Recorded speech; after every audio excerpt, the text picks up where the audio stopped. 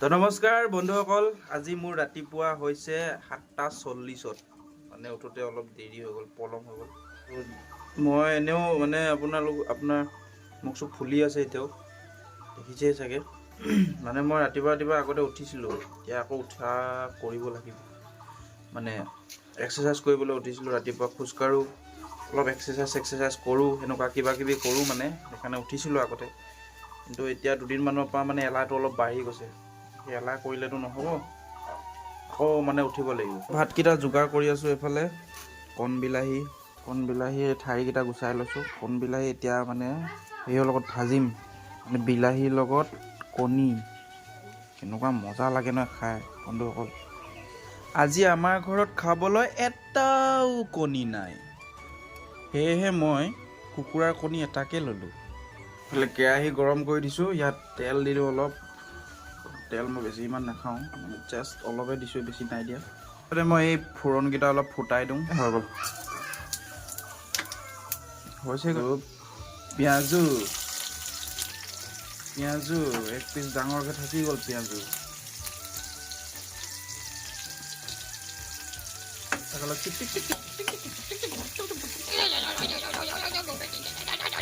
এনেকৈ লৰাই দিব লাগিব, তেতিয়া হ'ব।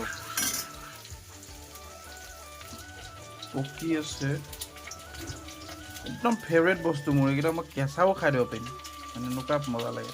কণ বিলাহী, ডাঙৰ বিলাহীয়ে হওক, কণ বিলাহীয়ে হওক, মষ্ট ফেভৰেট বস্তু মোৰ এইটো। অকণমান ধুই লওঁ, এইটো বাৰীৰ বস্তু, কি উঠে ক'ব নোৱাৰি। এইফালে পিঁয়াজটো অলপ ৰঙা হৈ গৈছে,